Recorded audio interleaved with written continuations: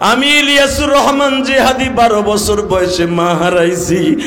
এখানে একটা মাদ্রাসা আছে বাবা, কত এতিম ছেলেরাই মাদ্রাসায় পড়ে। বাজান গত 3 দিন আগে আমি একটা মাদ্রাসা এরকম ছেলেদেরকে পাগড়ি দিছি। একটা ছেলের মাথায় যখন পাগড়ি পরিধান করাইতে গেছি, প্রধান অতিথি সাহেব ছেলেটা দেখি পাগড়ির যেটুক ঝুলি আছে ওই ঝোলাটুক দিয়ে চোখ মুছে। আমার ছাত্র ভাইরা যখন পাগড়িটা মাথায় দিয়ে রুমের মধ্যে দৌড় দিয়া মায়ের কাছে গেছে, বাবার কাছে গেছে। আমার তো বাবা জনম দুঃখিনী মা নাই, আমার পাগড়িটা কে দেখবে গো?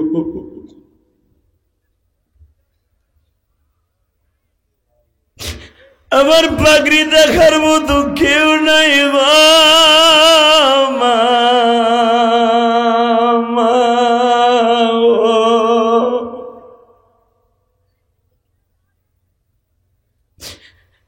ঠিক গত 2 দিন আগে যেই ছেলেটা পাগড়ি নিয়ে নিল বাবা, ওই ছেলেটা কান্দে আর আমারে বলে, হুজুর আমি আপনার ওয়াজ শুনেছিলাম ইউটিউবে, আপনার মতো আমারও জীবন, আমারও মা আব্বা কেউ নাই, আমি খালার বাড়ি থাইকা হাফেজ হইলাম। ও বাজান তোমাদের এই মাদ্রাসায় এমনও ছেলে আছে হয়তো মাও নাই বাবাও নাই, হয়তো কারো বাবা আছে মা নাই, কারো মা আছে বাবা নাই। বাজান এই ছেলেগুলার মনের কষ্ট আল্লাহ ছাড়া কেউ বুঝে না। আমার নবীর মা যেই বছর মারা গেল, তার 2 বছর পরে আবু তালেবের বাড়ি আমার নবী চলে গেলেন 8 বছর 3 মাস 10 দিন বয়সে। আবু তালেব আমার নবীকে মাঝে মাঝে বাজারে লয়ে যাইতেন। বাজারের সেরা মাছ, সেরা ফল, সেরা পোশাক। নবী আমার চাচারে কোনোদিনও বলতেন না চাচা আমারে কিনে দেন। আবু তালেব বলতেন বাবা তোমার কোন জিনিসটা পছন্দ হয়? আমার নবী বলে চাচা আমার কিচ্ছু লাগবে না। কারণ আমার নবী ভাবতেন আমার বাবা নাই মা নাই, চাচারে যদি আমি বেশি প্রেসার দেই চাচা আমার বাড়ির থেকে তাড়ায় দিবে। অবাজান এতিমদের মনের কষ্ট আল্লাহ ছাড়া কেউ জানে না। আমি আপনাদের 2টা পাও ধরে বলে দিয়ে যাই, ওই এতিমদের মুখে যদি কোনোদিন একটা লোক হাসি ফুটাইতে পারে, বিশ্ব নবীর গাড়িতে সে জান্নাতে যাবে। আল্লাহ তুমি তাকায়া দেখো এই দিনাজপুরের জমিনে প্রধান অতিথিও হাত তুলছে, সভাপতিও হাত তুলছে। এই দিনাজপুর পার্বতীপুরের জমিনে হাজার হাজার মুসলমান,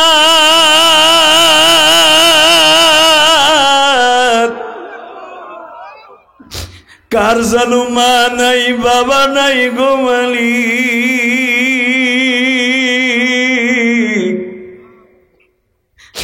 আল্লাহ দেখো যুবক গুলা বাবারে বুকে নিয়ে চোখের পানি ফেলাইলা, বাবার চোখের পানির খাতিরে এদের গলি বানায় দাও মালিক।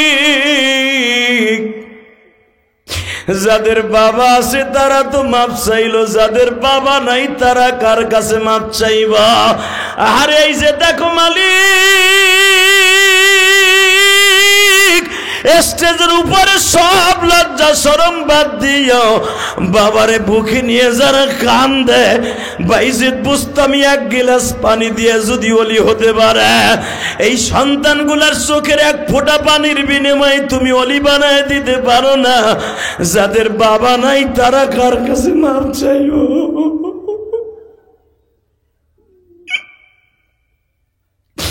আল্লাহ যাদের বাবা নাই তারা বয়া বয়া কান্দে, তাদের বাবার খবরটা জান্নাতের টুকরা বানায়। বিসমিল্লাহির রহমানির রহিম।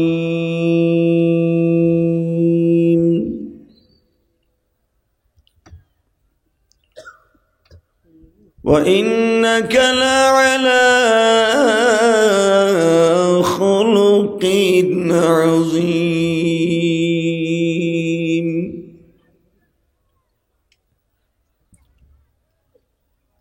قل إني رسول الله إليكم جميعا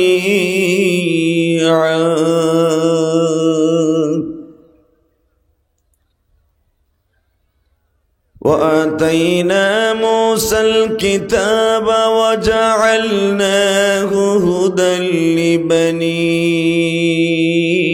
إسرائيل ألا تتخذوا من دوني وكيلا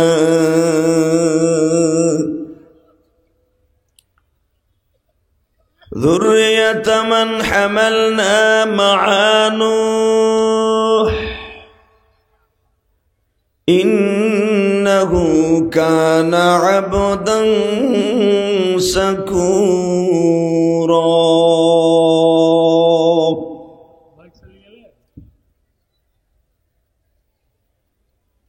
إن الله وملائكته يصلون على النبي يا أيها الذين آمنوا صلوا عليه وسلموا تسليما اللهم صل على محمد وعلى آل محمد كما صليت على إبراهيم وعلى آل إبراهيم إنك حميد مجيد নামাজ পড়লে কে খুশি হয় একসাথে বলতে হবে নামাজ পড়লে কে খুশি হয় আল্লাহ নাম আস্তে নিয়েন না ওনার নাম এত জোরে নিবেন মনে হবে আপনার কাছে ওনার চাইতে বড় বান্ধব কেউ নাই ঠিক না বেটি আরো জোরে আরো জোরে এক চাষা চুপ করে বয়ে রয়েছে মনে হয় পাথরের মূর্তি বয়ে রয়েছে মুরব্বী মানুষ কথা বলবেন কবে কবরে চলে যাবেন জানি না কথা বলবেন মনে হবে একমাত্র আল্লাহই আমার বান্ধব আর আমার কোনো বান্ধব নেই পৃথিবীর 14টা কান্ট্রি আমি সফর করেছি লন্ডন বলেন আমেরিকা বলেন তারপরে সৌদি আরব তো কতবার গেছি পাসপোর্ট দিকে বলা যাবে ভারত কতবার গেছি নিজেও বলতে পারবো না পাসপোর্ট দিকে বলতে পারবো সিঙ্গাপুর মালয়েশিয়া সে কাতার দুবাই আল্লাহ যতগুলো রাষ্ট্রে নিয়েছেন আমি দেখেছি একমাত্র মুসলমান ছাড়া আল্লাহকে আল্লাহ বলে কেউ ডাকে না এই জন্যই আল্লাহ তো অনেক মোহাব্বত করে কোরআনে রাখতেছে ইন্নাদ-দীনা ইনদাল্লাহিল ইসলাম আমার কাছে চয়েসকৃত ধর্ম দামি ধর্ম মনোনীত ধর্ম ইসলাম ধর্ম কথাটা কে বলেছেন আরো জোরে বলেন আরো জোরে সমস্ত প্রশংসার মালিক কে এখানে আসার তৌফিক কে দিবেন যাইবার তৌফিক কে দিবেন সব কাজের শুরুতে কার নাম নেবেন খানা খাওয়ার সময় পানি খাওয়ার সময় সুদ খাওয়ার সময় সুদ খাওয়া হালাল না হারাম জোরে বলেন আরো জোরে হালাল না হারাম এক টাকা যে সুদ খায় তার মায়ের সাথে জেনা করার গুনাহ হয় আপনাকে দুইটা পায়ে হাত দিয়ে বলে গেলাম জীবনে না খায়া মরে যায়েন তবে 1 টাকা সুদ খায়েন না নামাজ পড়েন নাই জীবনে একক তো আল্লাহ মাফ করে দিবে সারা জীবন আপনি রোজা রাখেন নাই যাকাত দেন নাই আল্লাহ ইচ্ছা করলে মাফ করে দিতে পারে কারণ এটা তার হক আর সুদ হলো বান্দার হক এটা আল্লাহ কোনোদিনও মাফ করবে না রসুল বলেন যে ব্যক্তি সুদ খায় সে যেন আল্লাহর সাথে যুদ্ধে নেমে যায় অতএব আমি আপনাদেরকে অত্যন্ত বিনয়ের সাথে বলবো আপনারা আমার বাবার বয়সী ছোট ভাইয়ের বয়সী বড় ভাইয়ের বয়সী সকলে খেয়াল রাখবেন সুদ কেউ খাবেন না তাহলে আমার সাথে ওয়াদা দেন সুদ খাবো না বলেন সুদ খাবো না হারাম খাবো না হালাল খাবো অল্প খাবো ইনশা আল্লাহ কবুল করেন যেরকম আমিন আজকের মাহফিলের সম্মানিত সভাপতি প্রধান অতিথি বিশেষ অতিথিবৃন্দ মঞ্চমে বিষ্ট হযরত উলামা একরাম, আজিজ তলাবা, বীর মুজাহিদ যুবক ভাইরা, পর্দার ভিতরে বসে বসে শুনতেছেন আমার মা ও বোনেরা, সকলকে জানাই আমার অন্তরস্থল থেকে ধন্যবাদ, মোবারকবাদ। এই দিনাজপুরের জমিনে আমি আসতে পেরে আপনাদের উপস্থিতি দেখে অনেক ভালো লাগলো। জোরে করে আল্লাহুম্মা আমিন। আল্লাহ হাজার হাজার মানুষ, জানি না কার অন্তরে কি বসে আছে, শুধু একটাই দরখাস্ত তোমার কাছে, এদের সবাইকে আপনি মাফ করে দেন আল্লাহ, এদের সবাইকে আপনি অক্ষ করে দেন। আজকের মাহফিলের প্রধান অতিথি একটা কথা বললেন, অত্যন্ত দামি কথা, যদিও সময় নিয়েছেন 2.5 মিনিট। লোকটা কথা বলেছেন মুসলমানের মধ্যে সবচেয়ে বড় অভাব হলো অক্কের অভাব। কথা কন না কেন? জোরে কন। বাংলাদেশে সবচেয়ে বেশি দুর্ভিক্ষ লাগছে অভাবের মধ্যে। আমরা যদি সবাই এক হয়ে যাই, ওয়াতাসিমু বিহাবলিল্লাহি জামিআ, পৃথিবীর এমন কোন শক্তি নাই, আমার বাংলাদেশ ছোট্ট একটা দেশ হতে পারে কিন্তু এটার মধ্যে মাল আছে। কথা বলে না কেন? আপনাকে ওই দিনাজপুরের কয়লা নইয়া পার্শ্ববর্তী দেশ ভারত ওনার দেশ চালায়।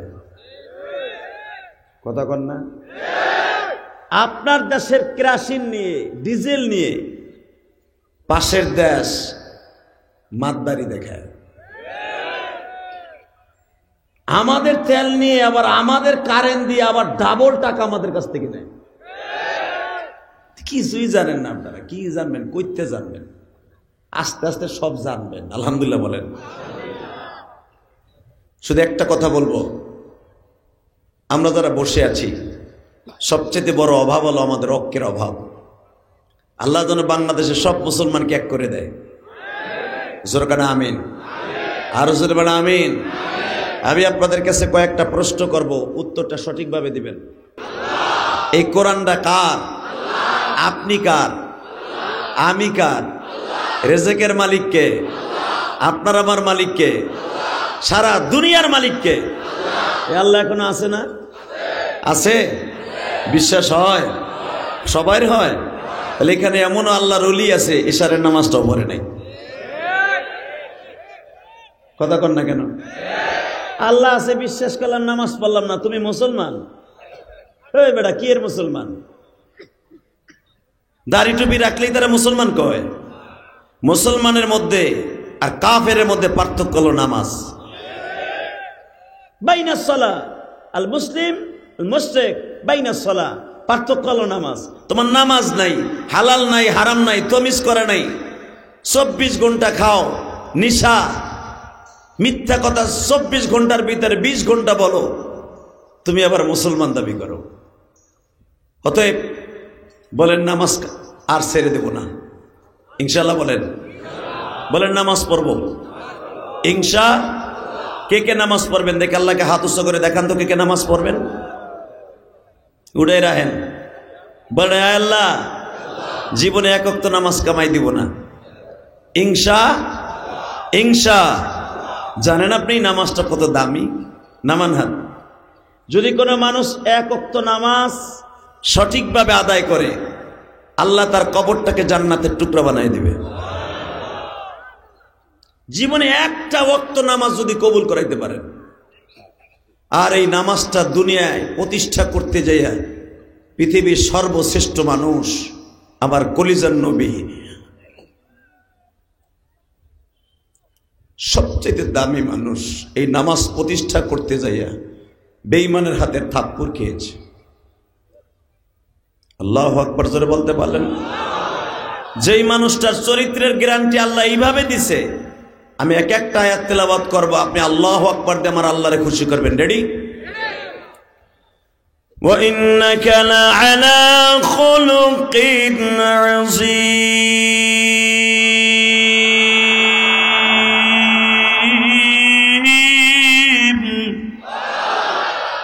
সিনি সারা চা লাগবে।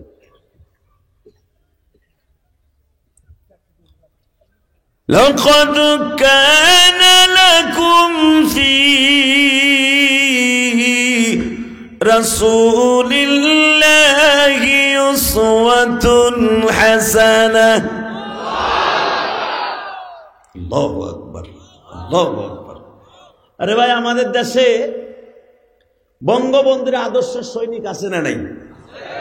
জিয়াউর রহমানের আদর্শের সৈনিক আছে না নাই? মওদুদী সাহেবের আদর্শের সৈনিক আছে না নাই? সরমনার পীর সাহেবের আদর্শের সৈনিক আছে না নাই? আছে না? ভালো করে ওয়াজ নিয়ে যাই আজকে।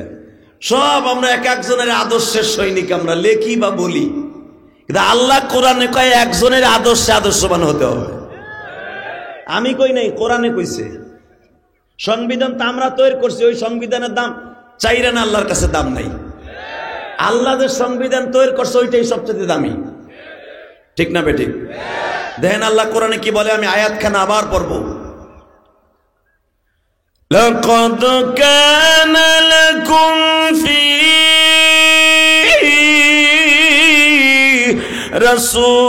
রাসূলিল্লাহি উসওয়াতুন হাসানাতুন লিমান কানা ইয়ারজুল্লাহ।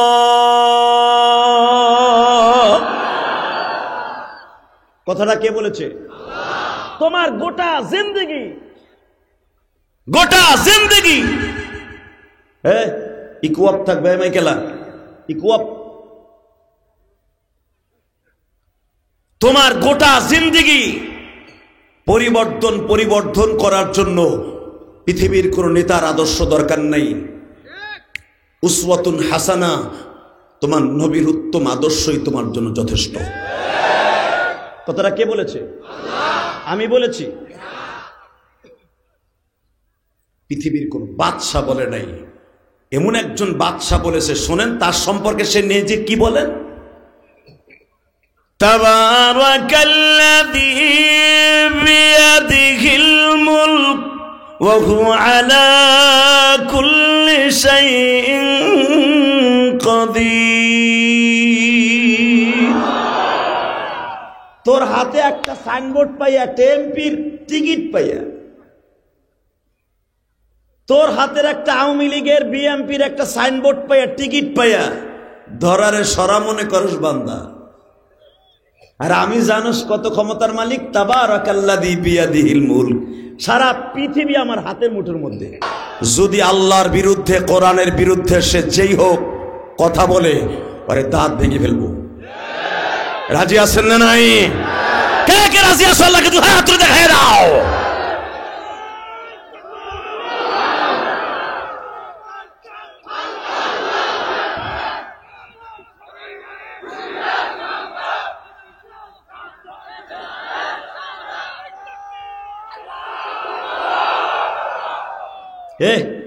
তুমি বইয়া বইরে দিলা কাসান্ত, দাঁড়াও তো, মাজাটা টান করো না, দেখি না মাজাটা খাড়া করে ওমরের মধ্যে একটা তাকবীর দাও, দেখি কে হতেছে। জোরে মারো, জোরে তাকবীর।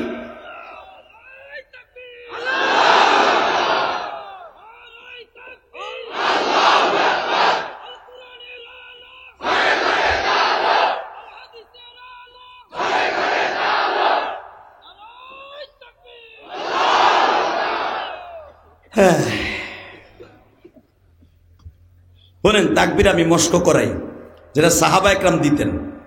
সাহাবীরা যে তাকবীর দিতেন, এই তাকবীরটা সাহাবীদের কাছ থেকে আসছে। আল্লাহু আকবার বলতে পারলেন না? মুসলমান যখন জিহাদের মাঠে তাকবীর দিতেন, ওই ময়দানটা থরথর করে কাঁপতো। আর তাকবীর দেওয়ার দায়িত্ব ছিলেন বুখারীতে আছে 5 জন সাহাবীর। কয়জন? জোরে কোন, আরো জোরে। এখানে লোক আছে অন্তত হাজার হাজার, সবাইকে তাকবীর দিছে। যাদের অন্তরে আল্লাহ এবং আল্লাহ রাসূলের প্রেম আছে, কোরআনের প্রেম আছে, ওরা কেউ চেপেও রাখতে পারবে না। দেন এতগুলো হাজার যুবকদের মধ্যে এই দুইটা যুবক কেন দাঁড়িয়েছে জানেন? এদেরকে আল্লাহ এর জন্য তৈরি করছে। রসুলের সাহাবীদের মধ্যে এক এক কোয়ালিটি ছিল, নবী এক এক কোয়ালিটি বর্ণনা করে হাদিস থেকে। আপনি পাবেন না, আমি বানায় বলতেছি। রসুল বলেন, আরহামু উম্মতি বিউম্মতি আবু বকরিন। আমার আবু বকর জীবনে একটা চটকানি মানে না, কেন আমার আবু বকর একবার নরম, কাদার চাইতে নরম। আরহামু উম্মতি বিউম্মাহ, আমার উম্মাতের জন্য একবারও দয়ালু। আবু বকর কেউ ঘুষা মারলেও লড়তো না, কথাই বলতো না। মায়ের খাইয়া রসুলের কাছে বলতো, হুজুর ওই খাজরাজ বংশের একটা পোলা আমার ধরে চাপ দিছে, ঘেটি ধরে একটা জাতা দিছে, আমার ঘাড়ের রথ বাঁকা হয়ে গেছে। নবী আস্তে করে ডলা দিতেন, ঘাটটা ভালো হয়ে যেত। আবু বকরের কোয়ালিটি নবী বর্ণনা করেন, আরহামু উম্মতি বি উম্মতি আবু বকরিন, কোহপার ছেলে আবু বকর আমার উম্মতের জন্য রহমত। এরপরেই যারা বর্ণনা করছেন নবী, ওয়াসাদুহুম ফি আমরিল্লাহিল ওমর, আমার ওমর হলো কঠোরের দিক দিয়া, বিচারের দিক দিয়া সারা পৃথিবীতে ওয়ানলি ওয়ান একজন। জোরে জোরে জোরে জোরে জোরে জোরে। বিচারের দিক দিয়ে আমার ওমরকে ওয়াসাদুহুম ফি আমরিল্লাহিল ওমর, ওমরের বিচারকে মুহাইয়া করার মতো সাহস কিয়ামত পর্যন্ত কোনো রাজা বাচ্চার হবে না। ওমর তার ছেলে আবু শাহমাকে ছাড়ে নাই, নিজের হাতে হত্যা করেছে আবু শাহমাকে। আল্লাহু আকবার বলতে পারলেন না? এই যে আপনাকে আজকের মাহফিলে প্রধান অতিথি ধরেন, ওনার ছেলে খারাপ না, না সভাপতির ছেলে। সভাপতি কি আজকে? আপনি? হ্যাঁ, এর লেগে তো ভাবলাম আমি এখন বুঝতে আছি। এই মুসলমানের বলা ধরেন সভাপতি, বড় লম্বা জুব্বা, মাদ্রাসার সভাপতি, আরো 4-5টা মাদ্রাসার সভাপতি, হ্যাঁ পোলাই আবাকর। কথা কর না কেন? হাসেন কা? হয়তো এই সভাপতির পোলা আল্লাহর ওলি, ঢাকার টাউনে যায় দেখো অধিকাংশ মাদ্রাসা মসজিদ কলেজের সভাপতির পোলা ডাইরেক্ট ডাইরেক্ট খোর। বেটা ঢাকা 20 বছর, আজকে না, হতে পারি গোপালগঞ্জের জন্ম, কিন্তু সব শেষ করছি ঢাকায়। আল্লাহু আকবার বলতে পারলেন না? এই বড় হাদিস সাহেবের পোলা 17-18 বার হজ করছে। পোলা রাত্রে মাগরিবের নামাজটা পড়েই এই টান না দিলে তারপরে পিনি কি হয় না, পিনি করে না, পিনিক। নাউজুবিল্লাহ বলতে পারলেন না? আপনারা গ্রামের মানুষ ভালো আছেন, আপনারা আগে জান্নাতে যাবেন। আমার রসুল বলেন ওই বাবা সবচাইতে বড় জান্নাতি যার সন্তান কোনোদিনও খারাপ হয় নাই। আল্লাহ কোরআনে কি বলে শুনেন, ইয়া আইয়ুহাল্লাযীনা আমানু লা তুলহিকুম আমওয়ালুকুম ওয়ালা আওলাদুকুম আন যিকরিল্লাহ। এখানে অন্য কোনো কথা কয় নাই, ছেলের কথার মালের কথা কইছে আল্লাহ কোরআনে। তোমারে শেষ করে দিবে, আমি আল্লাহর থেকে দূরে সরাই ফেলবে তোমার মাল আর তোমার ছেলে মেয়ে। আল্লাহু আকবার জোরে বলতে পারলেন না?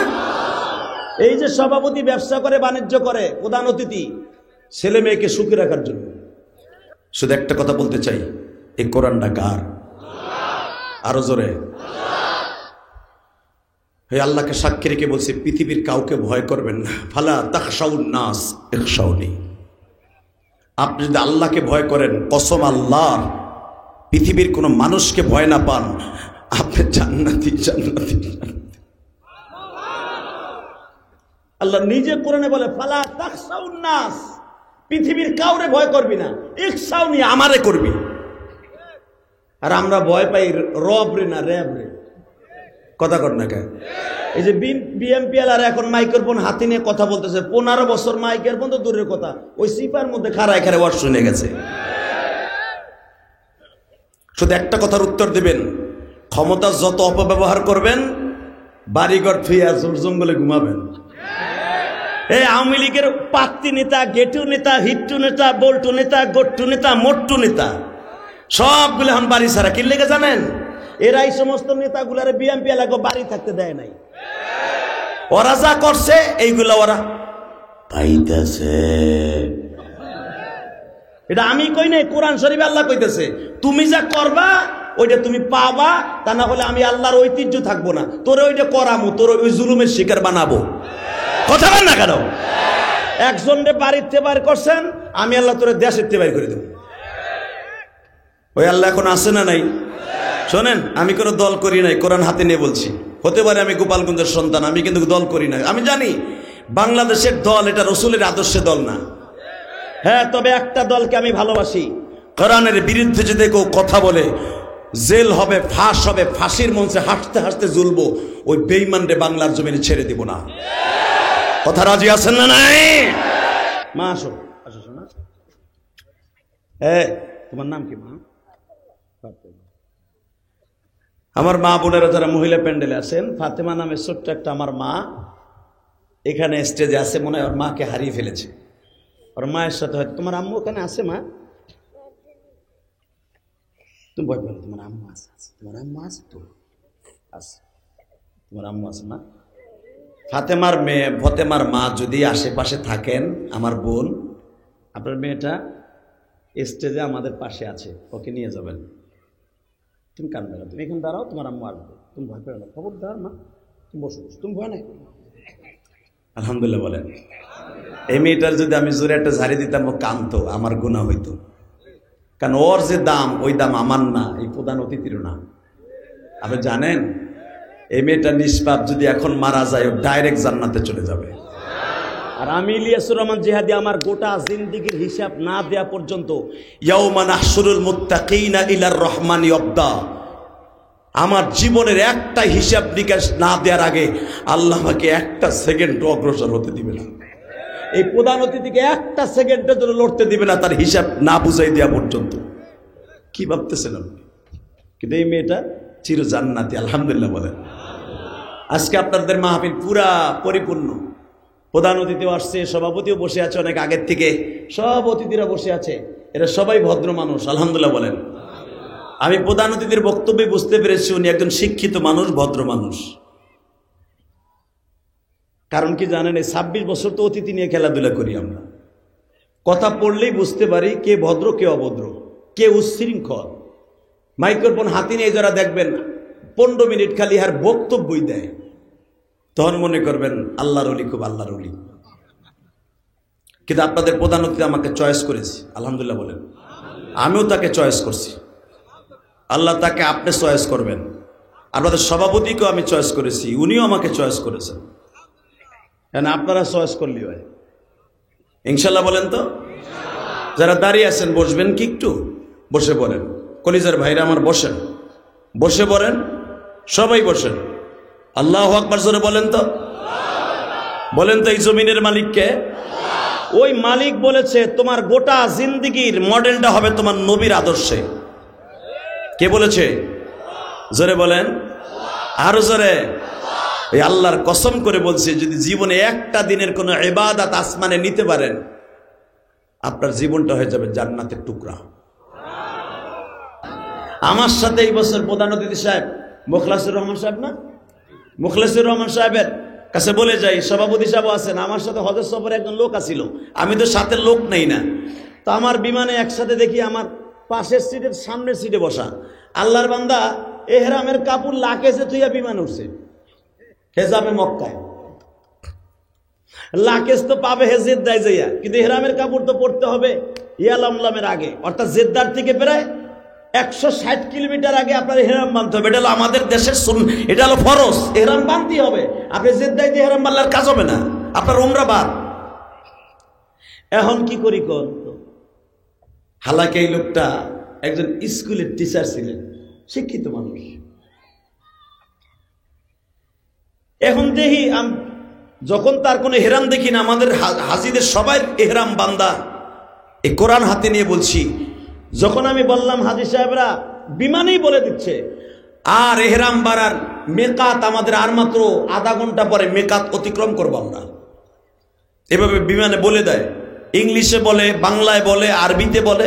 যদি বাংলাদেশি বিমান হয়, বাংলাদেশে হাজি থাকে, হাজি সাহেবান মেকাত অতিক্রম করব, আর মাত্র 30 মিনিট সময় বাকি আছে। বারবার কলিং হচ্ছে। তা আমি এখন দেখি একজনে লয়ে আইছে আমার কাছে, হুজুর আর আছে আধা ঘন্টা, এই লোকের লাকেজের ভিতর রয়েছে তার এহরাম, লাকেজ তো বিমানের নিচে, এইটার এহরাম পাইব কই? আমি খালি একটা কথাই বললাম, চাচা আপনি কি করেন? হাউমাউ করে কেঁদে দিয়ে বলে, বাপ আমি একজন হাই স্কুলের মাস্টার, আমি এখনো পেনশন পাই নাই, আমি খুব গরিব মানুষ, হাই স্কুলের টিচার হইলে কি আমি সৎভাবে জীবনযাপন করি। তো আমি জিজ্ঞেস করলাম, আপনি উমরা আসলেন কেমনে? উমরা আসলে তো 1.5 লাখ টাকা লাগে। এখন দিলটা নরম করে চোখের পানি ছেড়ে দেবেন। কে কইছে আপনি মক্কা মদিনায় যেতে পারবেন না? আমি কোরআন বকি নিয়ে বললাম আপনি যেতে পারবেন, ইনশাল্লাহ যেতে পারবেন। ওই মাস্টার সাহেব আমারে বলে, হুজুর আমি আপনারে চিনে ফেলেছি, সবাই বলা বলি করতেছে আমাদের এই ফ্লাইটে ইলিয়াসুর রহমান জিহাদি আছে।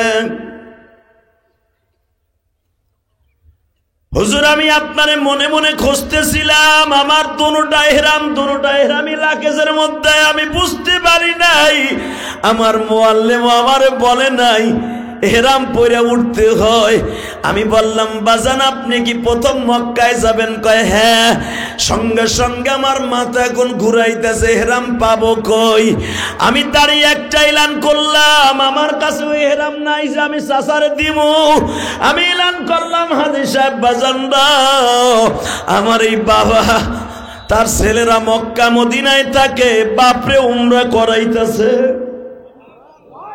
লোকটাই উমরা করার এবিলিটি নাই, একজন হাই স্কুলের টিচার, সে আল্লাহ তারে কবুল করছে, উমরায় আসছে। আপনাদের মধ্যে কারো এহরাম বেশি আছে কিনা? বাজান রে, কেউ তো এহরামের কাপড় সহজে দিতে চায় না, কারণ সবাই নতুন যাইয়া উমরা করবে। কথা যখন বলে না, কেউ দেয় না। আমি বলে ফেললাম, এই হাজিকে যদি কেউ একটা এহরাম দিয়া একরাম করে, 10টা উমরা করার সওয়াব পাবে। এই কথা কইতে পারি, দেখি লাইন দিয়ে আইতাছে। হাসবেন না, এখন কানবেন। ঠিক প্রথম যে হাজিটা এহরামের কাপড়টা আমার কাছে নিয়ে এসে একবারে পিছনের দিকে, হুজুর আমি 2 সেট আনছিলাম, আমি অসুস্থ মানুষ, আপনার থেকে বয়স বেশি হইব, হুজুর আমার চোখেও কম দেখি। হাজিটার বাড়ি হলো আমার আপনাদের বগুড়া, শিবগঞ্জ আছে না, শিবগঞ্জ। হুজুর আমি এহরামের কাপড় 2 সেট আনছিলাম, আমি অসুস্থ মানুষ, আমারটা দিয়ে দিলাম। এখন দেখি লাইন দিয়ে আইতেছি, এখন সবাই দেয়। আমি বললাম, শোনেন আপনারটাই আমি তাকে দিব। আপনি মনে রাখবেন, এই হেরামের কাপড়টা তাকে আপনি দেন নাই, এই হেরামের কাপড়টা মানে কাফনের কাপড়।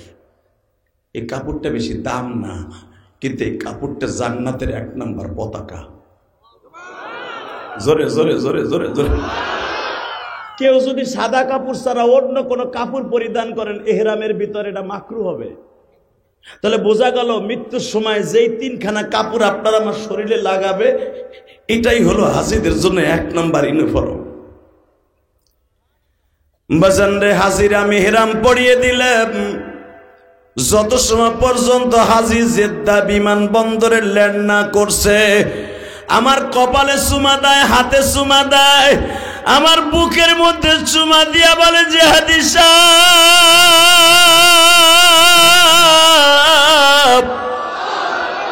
আর হয়তো জীবনে নাও আসতে পারি, কিন্তু আপনি না হইলে আমার উমরাটাই আজকে বাদ হয়ে যাইত।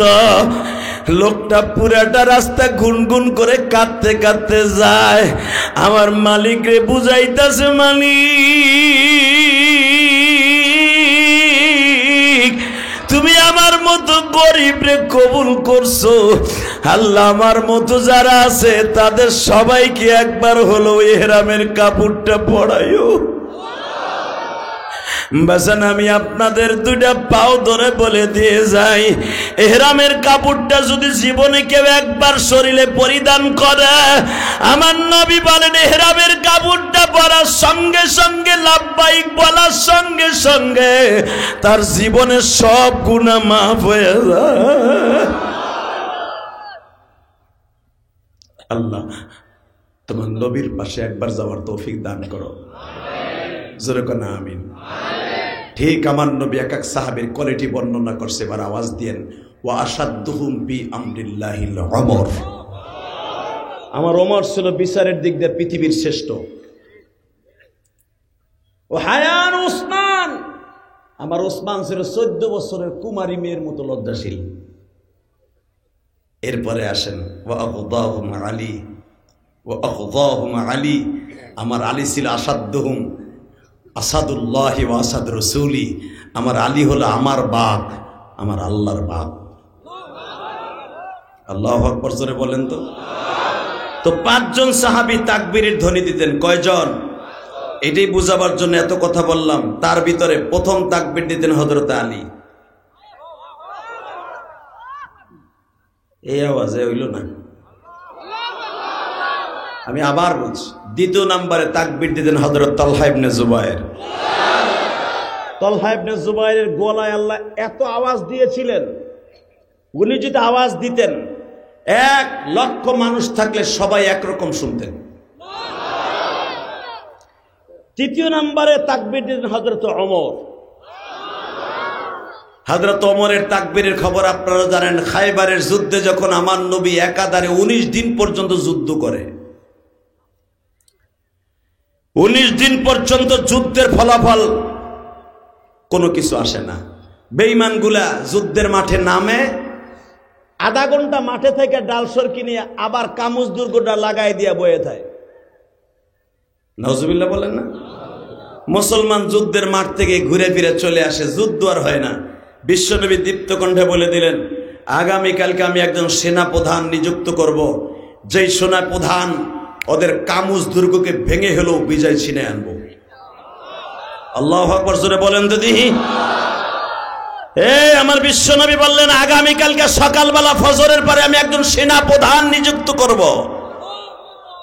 এই সেনা প্রধান কে হবে আমি নিযুক্ত করলাম না, আমি সকালে করব। তোমরা সবাই রেডি থেকে কাপড় চোপড় পরে এবার আওয়াজ দিয়ে। আপনার জীবনে এই মাঠে কোনোদিন এত জোরে আওয়াজ দেন নাই। সব সাহাবীরা, সব সাহাবী, আল্লাহ, সব সাহাবী যুদ্ধের পোশাক পরে বসে আছে। নবী কাকে সেনা প্রধান বানিয়ে দেয় দেখা যাক। ফজরের নামাজের পরে নবী বললেন, কে কে রেডি আছো? হযরত ওমর বলে, ইয়া রাসূলুল্লাহ, আমি খাত্তাবের বলা রেডি। আল্লাহু আকবার বলেন। ওসমান গনি বলে, ইয়া রাসূলুল্লাহ, আমি তো জীবনে কোনো যুদ্ধের সেনা প্রধান হতে পারি নাই, আমি আজকে পাক্কা পাক্কি নিয়ে আমি আজকে হমু।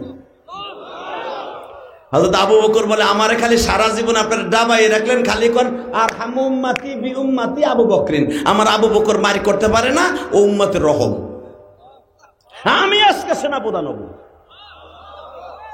সুবহানাল্লাহ জোরে কোন। হযরত আলী বলে, ইয়া রাসূলুল্লাহ, আমার শরীরটা অসুস্থ, কিন্তু আপনি যদি আমাকে বলতেন আমিও রেডি ছিলাম। এই কথা বলে আলী তাবুর মধ্যে যে চাদর একটা গায়ে দিয়ে ঘুমিয়ে পড়েছে। এই কলিজার টুকরা যুবক ভাইয়েরা এবার আওয়াজ দিয়েন, কে বলেছে আল্লাহ আপনাকে মাফ করবে না? আমার নবী বললেন, আলী রে, আজকের সেনা প্রধান তুই। জোরে জোরে জোরে জোরে জোরে জোরে জোরে ওমরকে বলে দিল, সেনা প্রধানকে যতটা তরবারি আজকে ভাঙবে প্রত্যেকটা তরবারি তার হাতে ধরিয়ে দেবা, যতটা ডাল লাগবে তুমি তার হাতে ধরিয়ে দেবা। ওমর বলেন, ইয়া রাসূলুল্লাহ, ভাবছিলাম আমি হব, আপনি দিয়ে দিলেন আলীকে, কষ্ট নাই। তবে একটা কথা বলে দিয়ে যাই, আলী রে, তোর পিছনে বডিগার্ডের কাজ করব আমি। বাজান, আমার নবী আলীকে বললেন, আজকের যুদ্ধের পোশাকটা আমি তোরে পড়ায় দেই। হযরত আলী যুদ্ধের পোশাক পরলেন। আমার নবী বললেন, আলী রে, আমার মন বলতেছে খায়বারের মাঠটা বুঝি আজকে তাকবীরের ধ্বনিতে কাঁপবে। হযরত ওমর বললেন, আমার জীবনে বদরে আমি তাকবীর দিছি, বেঈমানগুলা পায়খানা করে দিছে, আমি বলি নাই, কোরআন শরীফে বলে কি শোনেন, ওয়া ইস্তাস্তাগীসুনা রাব্বাকুম ফাস্তাজাবা লাকুম আন্নী মুমিদ্দুকুম বিআলফিম মিনাল মালাইকাতি মুরদিফিন।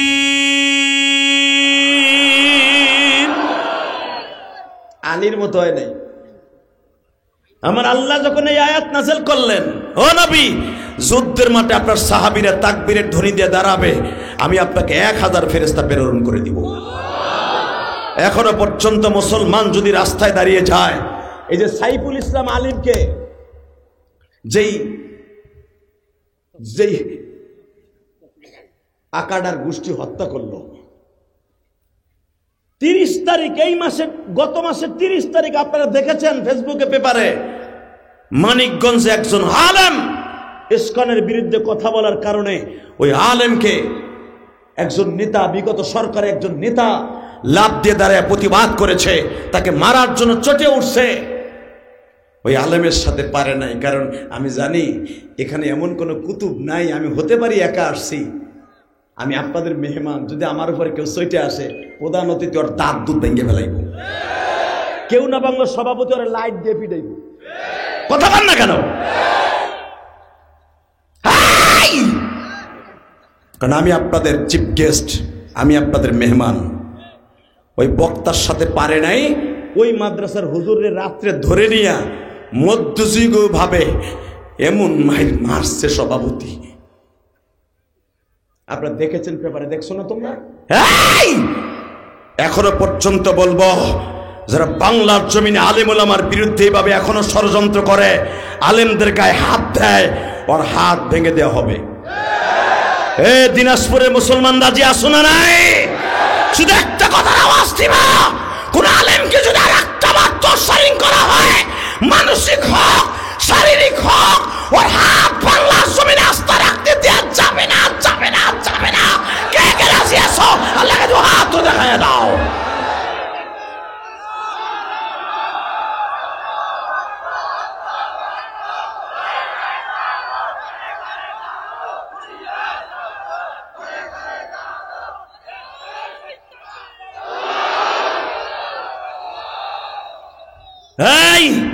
আপনাদের প্রধান অতিথি একটা বক্তব্যে কথা বলেছে, এতদিন ঠিক মতো কথা বলতে পারেন নাই, ওয়াজের পারমিশন আনতে গেলে ডিসি অফিসে এসপি অফিসে দৌড়তে দৌড়তে যান শেষ। কথাটা কিন্তু 100% সত্য। ডক্টর ইউনূস সাহেবকে ধন্যবাদ জানাই অন্তরস্থল থেকে। উনি ক্ষমতার মস্তদে বসার সাথে সাথে বলেছেন ধর্ম সমাবেশ করার জন্য।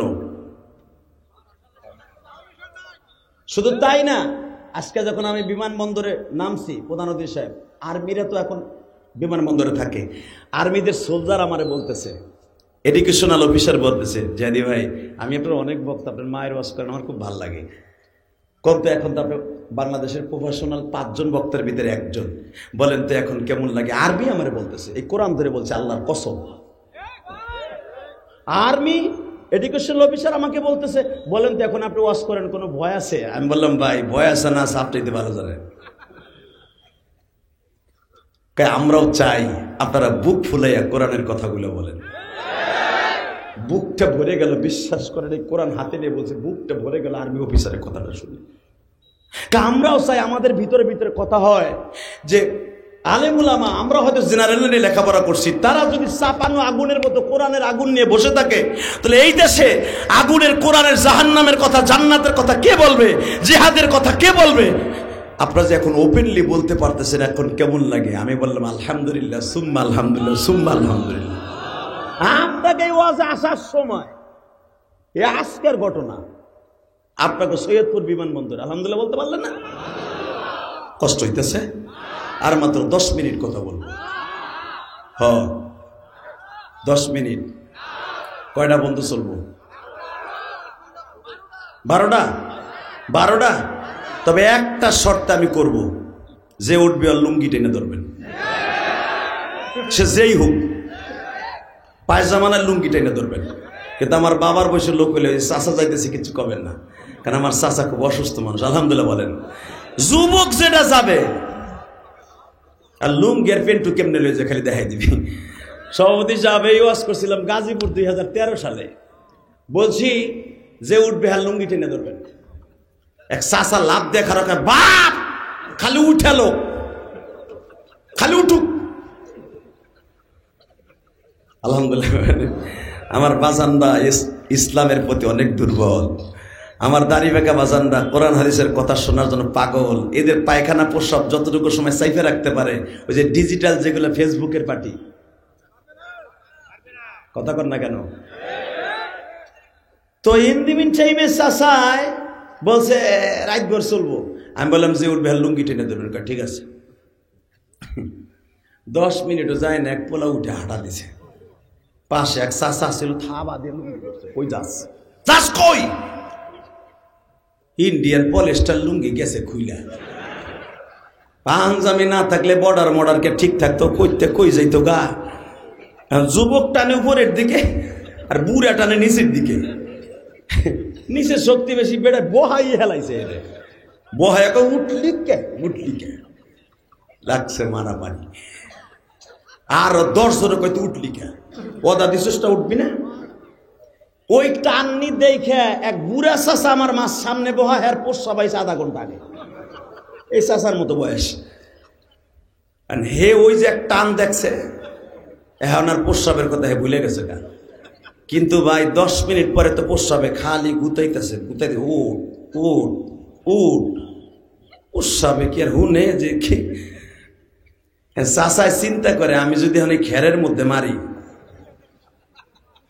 গড়ায় যে একজনের পিছনে নিচে যাবে, কবে 4 পানি এলে বইতে গরম গে 4 পানি ডাললো খেটা, তার এক বিপদ। চাচায় চিন্তা করে এখন করবো কি, প্রস্রাবে হলে না, আর এদিক দৌড়তে গেলে লুঙ্গির টান খাইতে হইব, কোন দিকে যাই কি করি। চাচার হঠাৎ করে চায়না বুদ্ধি একটা বাইর করছে। এই বুদ্ধিটা কি, প্লাস্টিকের ঠোঙ্গা জুতা আছে না, যেটা চাচা পড়ে আইছে, ওইটারে লুঙ্গির মধ্যে নিছে। মাঘ মাসের শীত, কুয়াশার মধ্যে আমি তো আর দেখি নাই, চাচা ওদিক দিয়ে ঘটনা ঘটাইতেছে, লুঙ্গির নিচ দিয়া আস্তে আস্তে করে খুব সতর্কতার সাথে ছাড়তাছে। কিন্তু ভাই আধা ঘন্টা আগের চাপা জিনিস ওয়াকেরই থাকে স্যারস্যারায় উঠছে। যখনই স্যারস্যারায় উঠছে গো, ডিজিটাল এক পোলা কয় চাচা কল কল আওয়াজ হয়, কি এর আওয়াজ হয়, পানির আওয়াজ কে, ডিজিটাল পোলা তো। এখানে বুড়াই লাভ দেখো, চুপ কর চুপ কর, জেহাদির ডরে মুতে দিস, চুপ করবে না, চুপ থাক, দেহটা জেহাদি লুঙ্গি টান খাওয়ায়। এই পোলা কি আর ঠিক থাকে, ডিজিটাল পোলা না, ও লাভ দিয়ে খারাপ চাষা মাইরিয়া দিছে, চাষা মুঠে দিছে। ভাই একটা ভীতি কিস্তির মধ্যে পড়ে গেলাম, 2 মিনিটে গেল না মাঠ খালি। খবরদার, বহুত আসছেন এখন কান্দেন, আল্লাহু আকবার বলেন। এই কোরআন কার? আল্লাহ আছে না নাই? আছে। যদি কোনো আলেমের গায়ে হাত দেয়, কোরআনের ধারবাহকের গায়ে হাত দেয়, ওর হাত এই জমিন থেকে নিয়ে যেতে পারবেন, এটা আল্লাহর ওয়াদা। আমি বলি নাই, আলেমদের কাছ থেকে ফতোয়া নেন। যারা আলেমদের দিকে তেরা নজরে তাকাবে, ওর চোখ আল্লাহ নষ্ট করে দিবে। যে হাত দিয়ে আলেমদের গায়ে হাত দিবে, ও দুনিয়ায় থাকতে পারবে না। তার জ্বলন্ত প্রমাণ আমি দিয়ে দেই। আমি হার্টের পেশেন্ট হিসেবে গেছিলাম আরে বঙ্গবন্ধু হসপিটালে, পিজি যাকে বলা হয়। যাওয়ার পরে যে বেডে আল্লামা সাইদি সাহেবকে পুশ করে ইঞ্জেকশন পুশ করে মেরেছে, ওই ডাক্তার আমাকে বলতেছে, এই কোরআন হাতে নিয়ে বলছি, মিথ্যা কথা বললে আল্লাহ আমার জিহ্বা কেটে দিবে। বলে হুজুর এই বেডে আপনি আলেমের সম্মান অর্থে আমরা এই বেডে আপনার ট্রিটমেন্ট করতেছি। হুজুর এই বেডে যখন সাইদি সাহেব ইঞ্জেকশন পুশ করা হয়, আমরা দাঁড়ায় দাঁড়ায় কাঁদছিলাম। তার 13 মিনিট পরে সাইদি সাহেব এই দুনিয়া থেকে চলে যায়। শুধু আপনাদের একটা কথা বলবো, একজন কোরআনের পাখি লোকান্তরে 1000 কোরআনের পাখি ঘরে ঘরে। কষ্ট হইতেছে অজ্ঞামী, তারপর ওয়াজ করব। শুধু একটা জিনিস মনে রাখবেন, যেই হাত দিয়ে একদিন আলেমের গায়ে হাত দিবেন, ওই হাত আপনি নিয়ে যেতে পারবেন না। যেই হাত দিয়ে আলেমকে একদিন টর্চারিং করবেন, সে আপনি যে প্রশাসনের লোক হন, এই হাত আপনি এই দুনিয়া থেকে নিয়ে যেতে পারবেন না। আমি বলি নাই, আমার বিশ্বনবী বলেছে। তাকান এদিকে, আলী যা। আমি আব্দুল্লাহর পোলা থেকে অর্ডার দিলাম, পুরা খায়বারের মাঠটা মনে হবে আজকে থরথর করে কাঁপবে। এবার আমি দেখা যাবে দিনাজপুরের এই জায়গার নাম কি, হরিপুর নাকি হরিরামপুর, মৌলভী বাজার না, মৌলভী বাজারে বলি, হরিরামপুর এটা কেমন হয়ে গেল। আল্লাহ, মৌলভী বাজার হাফেজদের বাজার, আলহামদুলিল্লাহ বলেন। আমার আগে শাইখুল ইসলাম শাইখুল হাদিস বলে গেলেন, হাফেজের বাজার, মৌলভী বাজার। তবে মৌলভী বাজার যখন বোঝা গেল, এখানে আলেম উলামা কোনো একদিন ছিল, কোনো বুজুর্গ হয়তো ছিল কোনো এক সময়। হ্যাঁ, আরে ওইছে, আমরাই তো কইতেছি। আল্লাহ, তাকান এদিকে। তো আমার বিশ্বনবী বললেন, আলী রে, তোর হুঙ্কারে আজকে খায়বারের মাঠটা কাঁপবে। ঠিক আলী যেখানে দাঁড়িয়ে, রসুলের কলিজার টুকরা সাহাবী যেখানে দাঁড়িয়ে ডাল ধরেছিলেন, আমি গুনাহগার, ওই জায়গাটা 10 থেকে 15 বার আল্লাহ আমাকে নিয়েছেন। আমি মক্কা মদিনার সবচেয়ে বেশি কান্দি কয়েকটা জায়গায় গেলে, তার ভিতরে খায়বারের মাঠ একটা। যে মুসলমানকে আল্লাহ কত শক্তি দিছে, মুসলমানকে আল্লাহ কত কোয়ালিটি দিছে, মুসলমানের গায়ে আল্লাহ কত শক্তি দিছে। এখনো পর্যন্ত যদি মুসলমান মাঠে নামে, আল্লাহ তাকে সাহায্য করবে। ঠিক না বেঠিক? জোরে কর, আরো জোরে। জোরে। তা না হলে শাহজালাল ইয়ামানি আমার এই বাংলাদেশে কোনো সাহাবী আছে নাই, বাংলাদেশে কোন নবী আসে নাই, বাংলার জমিনে কোন পয়গম্বর আসে নাই, বাংলার জমিনে ওলিদের দ্বারা এই দেশে ইসলাম কায়েম হয়েছে। শাহজালাল ইয়ামানি যখন সেই কালীবাড়ি দিশটা সুরমা নদী পার হচ্ছিলেন, বাদশাহ গৌর গোবিন্দ এবং বাদশাহ সিংহ তার ভাইগনা এই তিনজনে মিলে বাংলাদেশের যত নৌকা ছিল সব নৌকা জ্বালায় দিয়েছে। নৌকা জ্বালায় দিতে পারে, আবার আল্লাহ কি পার করতে পারে না? পারে, পারে। আপনি কি জানেন ওলিদের কত ক্ষমতা? কত ক্ষমতা জানেন? উসমান হারুনি ভারতবর্ষে, যেই ভারতবর্ষে এক পুরোহিত আমার বিশ্বনবীকে গালি দিল চরিত্রহীন বলে, শোনেন নাই? এক পুরোহিত, হিন্দুদের এক দেবতা যাকে তারা প্রভু বলে, এই প্রভু নামে একজন দেবতা, সে আমার নবীর লুচ্চা কয়ে গালি দিছে। নাউজুবিল্লাহ, খেতার নিচে যে একই। আমি আবার বলছি, যেই পুরোহিত আমার নবীরে গালি দিছে, আল্লাহ বিচার তোমার কাছে দিলাম। বাজানরা, আমি আপনাদের চোখের সামনে একটা জিনিস তুলে দিতে চাই।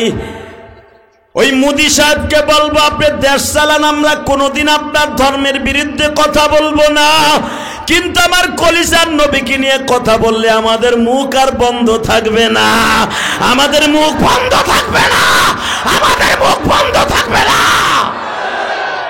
দিল্লিতে অন্তত 50 কিলোমিটার লং মার্চ করেছে মুসলমান, তার প্রাণের নবীর ইজ্জতকে জমিনে বাঁচাই রাখার জন্য।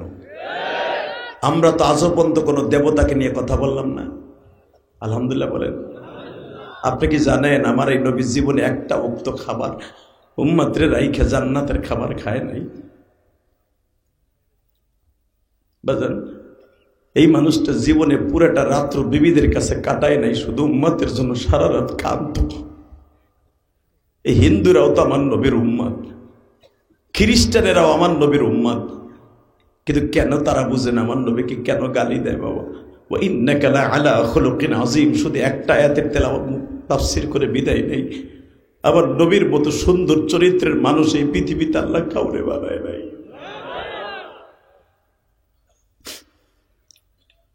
আপনি ভুলে যায় না, মোদি সাহেব আপনার বাড়ি যেখানে, এর থেকে কয়েকশো কিলোমিটার দূরেই বাড়ি ছিল উসমান হারুনি। আল্লাহু আকবার জোরে বলেন। এর পাশাপাশি বাড়ি ছিল মঈনুদ্দিন চিশতি, যেই মঈনুদ্দিন চিশতি উসমান হারুনির ছাত্র। উসমান হারুনিকে বলা হলো, হাই, তুমি যে মুসলমানের ওলি দাবি করো, তুমি পারলে কোনো কিছু দেখাও। উসমান হারুনি মঈনুদ্দিন চিশতির উস্তাদ, উনি বলেছিলেন, তোমরা কি দেখতে চাও? ওনারা সকালবেলা আগুনের পূজা করত, হিন্দুরা পত্তলিকরা আগুনের যখন পূজা করতেছে, ওসমান হারুনি বলে দিলেন, তোমরা যে আগুনের পূজা করো, আগুনও মাখলুক, তোমরাও আল্লাহর মাখলুক, তোমরা আগুনের পূজা করো না, আমার এক আল্লাহকে সেজদা দাও।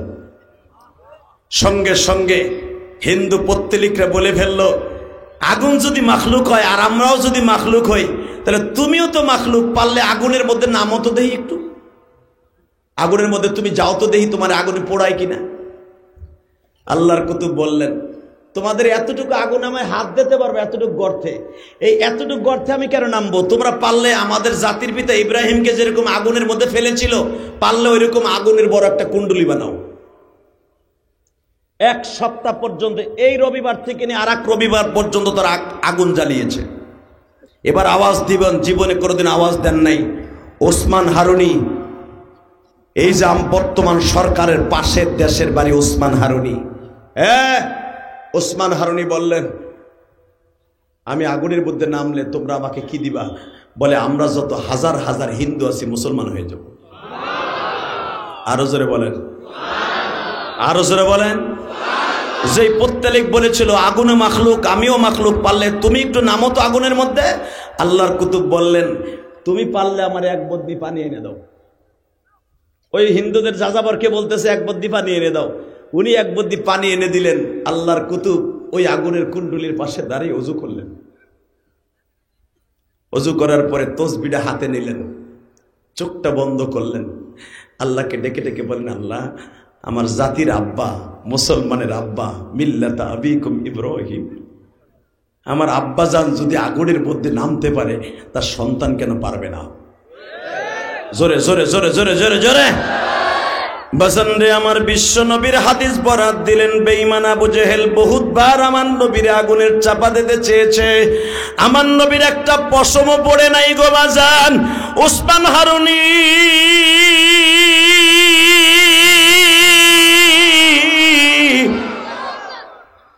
আগুনের পাশে দাঁড়িয়ে তসবিটা গুনতে গুনতে গুনতে, তসবি জপতে জপতে আগুনের মধ্যে ঝাঁপ দিলেন। আগুনের মাঝখানে দাঁড়িয়ে দাঁড়িয়ে আল্লাহর বান্দা তসবি পড়তেছে। 1-2 ঘন্টা না, 2.5 ঘন্টার মতো আগুনের মধ্যে থাকার পরে এই মুইনুদ্দিন চিশতি রহমাতুল্লাহ আলাইহির উস্তাদ বাবা আগুনের থেকে যখন চিন্তা ফিরে আসছে, আল্লাহর কুতুবের চেহারার মধ্যে আল্লাহর কুদরতি ঝলক শুরু হয়ে গেছে, ঝলক শুরু হয়ে গেছে, ঝলক শুরু হয়ে গেছে। সঙ্গে সঙ্গে 1-2 সেবা করতেন, সেই গঙ্গা নদীর সেটা গঙ্গা মা মনে করিয়া পূজা করতেন। এই সোজা যখন আল্লাহর ওলি পার হয়ে গেলেন, ওখানে দাঁড়াইয়া শুধু একটা আওয়াজ দিয়েছিলেন ওমরের মতো, নারায়ে তাকবীর। আপনারা জানেন ইতিহাস, বাদশা গোর গোবিন্দর প্রত্যেকটা বিল্ডিং এর বাসভবনের ইটাগুলা লড়ে চলে গিয়েছিল। আল্লাহু আকবার বলেন। কারণ কি জানেন? এই তাকবীরটা ছিল হযরত আলীর মতো তাকবীর। Ready ready? শুধু আর কয়েক মিনিট আমার দিক তাকায় থাকবেন। হযরত ওমর বললেন, আলী, বিশ্বনবী বলেছে যতটি তরবারি চাবে তুই দিবি। ওমর, আমার তরবারি রেডি আছে, ডালও রেডি আছে, আপনি মাঠে নামেন। হযরত আলীর মাঠে নামলেন। যেই পাহাড়ের পরে দাঁড়িয়ে হযরত আলী বীরত্বের সাথে যুদ্ধ করেছিলেন, এখনো সেই পাহাড়টা দাঁড়িয়ে আছে। বাজান রে, হযরত আলী যখন যুদ্ধের মাঠে ডালটা হাতে নিয়ে এইভাবে নামলেন, বেঈমানগুলোর বিরুদ্ধে যুদ্ধ আরম্ভ হয়ে গেল। যুদ্ধ করতে করতে করতে করতে করতে করতে হযরত আলী দেখলেন বেঈমানগুলার মাঠের মধ্যে নাই। তারা কামুজদরকে প্রতিদিনের মতো বাবা তারা যেমনি ভিতর দিয়ে দরজা লাগিয়ে দিয়ে বসে থাকে। অবাজান 2টা দরজা পিতলের বানাই রাখছিল তারা। এই দরজা 2টা এখনো পর্যন্ত তুরস্কের জাদুঘরে যদি কোনোদিন যান দেখে আসতে পারবেন বাবা। একটা পাল্লার ওজন হলো প্রায় 40 মনের কাছাকাছি। 80 মন ওজনের 2টা দরজার পাল্লা, বিশাল বড় বাবা 2টা দরজা। এই দরজার পাল্লা 2টা তারা পিছনের দিক দিয়ে লাগিয়ে দিয়েছে। হযরত আলী যখন যুদ্ধের মাঠে ঝাঁপাইয়া পড়েছে, বজ্রের মতো আলী গর্জাইতেছে, হযরত ওমর পিছনের থেকে তাকবীরের ধ্বনি দিতেছে, আলীর বীরত্ব দেখতেছে। আমার নবী বলছিল, আলী রে, সামনের দিকে অগ্রসর হবি, ইজরিবুল আকতাম লা ফাওক, পিছনের দিকে তাকাবি না। হযরত আলী যখন সামনের দিকে যায়, যেতে যেতে যায় দেখে কামুজ দুর্গ সামনে। কামুজ দুর্গ সামনে যাইয়া আলী পিছনের দিকে তাকায় না। ওমর বলে, আলী রে, এইবারের তাকবীরটা সেই রকম হবে রে আলী। হযরত ওমর তরবারি ধরিয়ে দিলেন, হযরত আলী তাকবীরের ধ্বনি দিলেন বাবা। এমন জোরে তাকবীর দিলেন মনে হচ্ছে পুরা খায়বারের মাঠটা নাচতাছে। লিল্লাহ তাকবীর বলে এইভাবে থাবা মারলেন। এককে থাবার মধ্যে আলীর 2 হাতের মধ্যে 2টা দরজার পাল্লা চলে আসলো। জোরে জোরে জোরে জোরে জোরে জোরে একটা পাল্লাকে চেলে মারলেন, নিক্ষেপ করে দিলেন, শুকনা পাতার মতো উড়ে গেল। আর একটা দরজা আলী বাম হাত দিয়ে মুষ্টি ধারণ করলেন। হযরত ওমর পিছনের থেকে বলে, তুই মানুষ না অন্য কিছু আলী? আমার মন বলতেছে তুই মনে হয় আপাতত মানুষ নাকি আমি জানি না। আমি শুনছি সুলাইমান নবীর জামানায় দেবতা ছিল, দেওয়া ছিল, জেনা ছিল, তার এক একটা পাহাড়কে উঠায় ফেলতে চাইতো। আমার মনে হয় তুই এমন কোনো কিছু। হযরত আলী এই দরজাটা নিয়ে কামুজ দুর্গের ভিতরে ঢুকে পড়লেন। আমার দিনাজপুরের কলিজার টুকরা ভাইরা দীপ্ত কণ্ঠে একটা আওয়াজ দিবেন, জীবনে কোনোদিন এত জোরে আওয়াজ দেন নাই। যখন আলী দরজা নিয়ে ঢুকে পড়লেন কামজদুর্গের ভিতরে, দরজার আঘাতে কোনো কোনো বেঈমানের নাক নাই, চোখ নাই, পাল্লা নাই। মাত্র কয়েক মিনিটের ভিতরে খাইবারের মাঠ মুসলমানের দখলে। জোরে জোরে জোরে জোরে জোরে জোরে জোরে, কয়েক মিনিটের ভিতরে মুসলমানের দখলে। এই আমার কলিজার টুকরা যুবকরা এবার আওয়াজ দিও। হযরত আলী বেঈমানগুলোকে স্যালেন্ডার করিয়ে যখন দরজাটা রিটার্ন পিছনে ব্যাক করে চলে আসলেন, হযরত ওমর এক চোখে কান্দে আর এক চোখে হাসে আর বলে, আলী রে, তুই একটা সত্য কথা বল, আজকে তুই এত শক্তি কই পাইলি?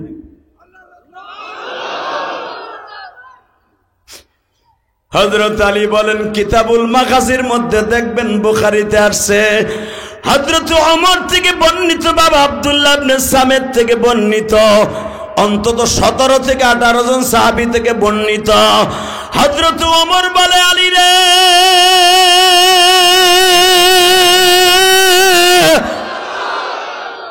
এত শক্তি আল্লাহ তোরে কোথার থেকে দিলেন?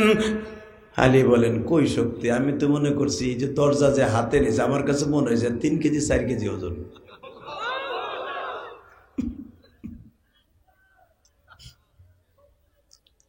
আবার নবীর কাছে খবর গেল, ইয়া রাসূলুল্লাহ, কামজদুর্গের কপাট দুটো কত ওজন হবে? নবী বলে, তোমরাই বলো কত হবে। আলী বলে, হুজুর কত হবে? হয়তো 3-4 মন হইতে পারে। আসলে আপনাকে কষ্ট হয়ে গেছে। আল্লাহুম্মা আমিন। এই আল্লাহু আকবার আওয়াজ, এইবার লাস্ট চান্স, প্রধানমন্ত্রীর সামনে নিয়ে বলছেন, মনাত করে দিন, রেডি রেডি। হযরত আলীর উত্তরস্বরী আমরা, কথা ঠিক না বে ঠিক? বললো, হুজুর কত হবে? 3-4 মন হতে পারে। নবী আমার হাসের কা, আলী চল তো দেই, যুদ্ধ যখন করতেছিলি আমি তো মাঠে ছিলাম না। ওমর বলল, তুই বলে এ তরবারি লাগে নাই, লাস্টে দরজা দিয়েই বলে যুদ্ধ করছো। আলী মুসকি মুসকি হাসে আর কেমন লজ্জা লাগতেছে, আপনার সামনে আমি কপাটা আকুসা করবো। নবীকে দেখতে বলে খুব ভালো লাগতেছিল। সব সাহাবী বলে, তোর এই বীরত্ব দেখে পাগলের মতো দৌড়াইতেছিল আর বলতেছিল, লিল্লাহে তাকবীর, লিল্লাহে তাকবীর, লিল্লাহে তাকবীর, লিল্লাহে তাকবীর, লিল্লাহে তাকবীর, লিল্লাহে তাকবীর। আমার আবু বকর বলে আজকে তাকবীর দিছে তোর বীরত্ব দেখে। ওমর কে, হুজুর কে আমার পিছনে ছিল আমি জানি, আপনি তো আমার না করছেন পিছনে তাকাইতে। রেডি? দেখবো যে তাকবীর দিছিল এইবার তোমার বাহুতে কত জোর আছে। ও গেলে আমি অস করবো না, ধরো। তুই তোর বাপের মতো লোক বসা, হের মতো ধর, তুই আমার এক আঙ্গুল দেখাই যাস মানে? পাগড়ি পরা পোলা ওরা দুটো কেন দে সাতা ধরে। ঠিক আছে, ধন্যবাদ। মগা ফেসবুকের পার্টি নাই তো কিছু, সারা রাত সারা রাত ফেসবুকে সেটিং করে থাকবো কি সাতার মাথা গো? কথা কন না কেন? এই যে সভাপতি যে আমার বাজানের বসে, ওই যে বাজানের বসে লোকগুলো বসা, এই যে আমার বাপের লোকগুলো বসা, হ্যাঁ গো প্রস্রাবের জন্য আর আমার এক আঙ্গুল দেখাই জায়গা। আল্লাহর ওলি বানাই দাও, জোরে কেন আমিন, জোরে কেন আমিন। হে বাদামালা, বাদে যাবো, তুই বাদাম বেচিস না, ব তোরটা আমি পরে বেছে দিব নে, বাদাম বাদাম বাজা বাদাম কয়ে দিব নে, ব তুই উঠিস না। আলহামদুলিল্লাহ বলেন। কষ্ট হইতেছে? আর মাত্র 2টা মিনিট, দেখবো কোরআনের প্রেমিক, রসূলের প্রেমিক কয়জন আছে। রেডি? হে তাকবীরওয়ালা, রেডি? তাকাও এই দিকে। আমার নবী বলে, আলী চল তো, তুই প্রথম কিভাবে তাকবীর দিয়ে দরজায় হাত দিছিলি? বুখারীর হাদিস। হযরত আলী বললেন, আরে কিভাবে দরজা হুজুর আমি আপনার সামনে দেখামু, আমি তো ওই কোয়ালিটি কি এখন আর আসি? আরে ভাই, মাঝে মাঝে যখন আমি কোন জায়গায় ওয়াজে যাই, প্রধান অতিথি সাহেব, গাড়ির মধ্যে অনেকে কয়, হুজুর আপনি প্যান্ডেলের মধ্যে যেভাবে ওয়াজে জোরে জোরে কথা কন, ওইভাবে একটু কথা কন তখন গাড়ির মধ্যে। আমি কি ভাই ওই সময়ের স্টাইল আর এখন স্টাইল এক হইব? হ্যাঁ, সম্ভব না। এটা হলো উপরের থেকে আসে, ঠিক না বেঠিক? কারো বাপের ক্ষমতা নাই কোনো বক্তা তার নিজের মন মতো শক্তি দিয়ে কথা বলতে পারে। কথাগুলো উপরের থেকে আমার আল্লাহ একটা একটা তসবির দানার মতো ছেড়ে দেয়। বাজান, আমার নবী বলে, আলী একটু দেখা, একটু দেখা, কিভাবে ডালটা ধরছিলি, দেখা না। আলী বলে, আমার লজ্জা লাগে, এটি কি সম্ভব? আমি পারমু? উঠা না, উঠা খালি উঠাই আমার দেখা যায় এইভাবে ডাল বানাইছিলি, দেখা। আলী এবার কইতেছে, এবার দেখা যাবে কলিজার ভাইরা আমার, এই দিনাজপুরের কলিজার ভাইরা এবার দেখাই দাও। আলী ওই কপাটের কাছে যাইয়া পাল্লার কাছে যে বলতেছে,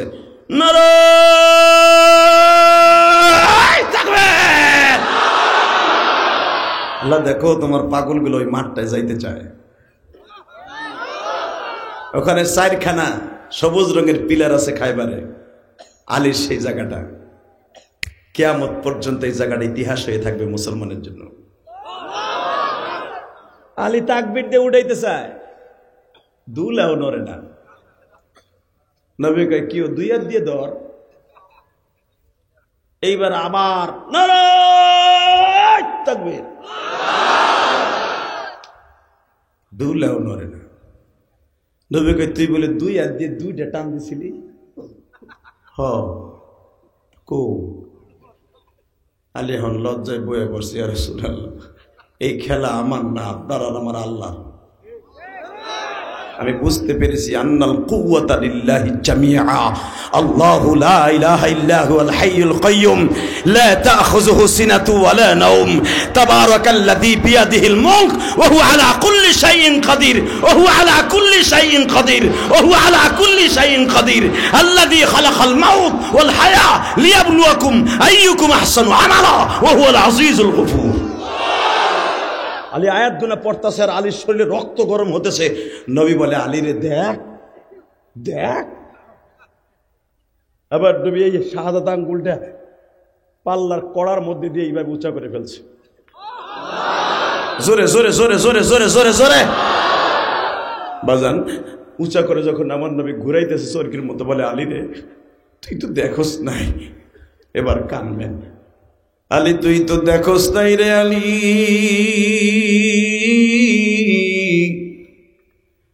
আমি নবী বলেছিলাম পিছনের দিকে তাকাবি না।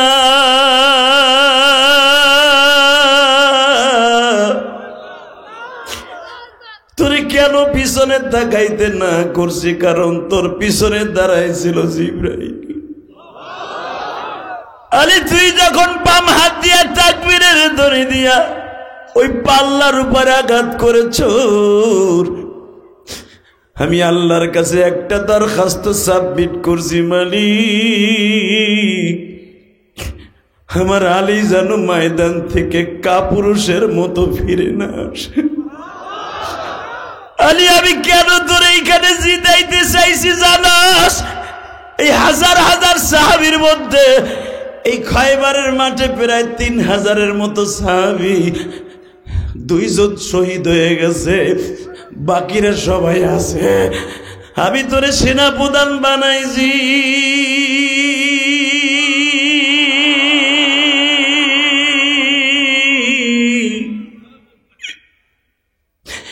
নবীর বানানো সেনাপ্রধান যদি যুদ্ধের মাঠে পালায়ন করে ঠকিয়া যায়, মুনাফিকরা মস্করা করবে তোর নবী বানিয়েছিল সেনাপ্রধান, পারলি না। আমি এই জন্য সিজদায় বসে কাঁদতেছিলাম। আলী তুই যখন কামুজ দুর্গের কাছে যাইতেছিলি, তোর পিছনে হাজার হাজার ফেরেশতা তাকবীর দিতেছিল। আলী হাজার হাজার ফেরেশতা তাকবীর দিতেছিল। পুরা খায়বারের মাঠটারে উঁচা করে ধরেছিল আলী। এত বড় কামুজ দুর্গের ওয়েট জিনিসটা তোর কাছে শুকনা পাতার মতো মনে হয়েছে। আলী রে যুদ্ধ তুই করস নাই, আমার আল্লাহ করেছে রে আলী।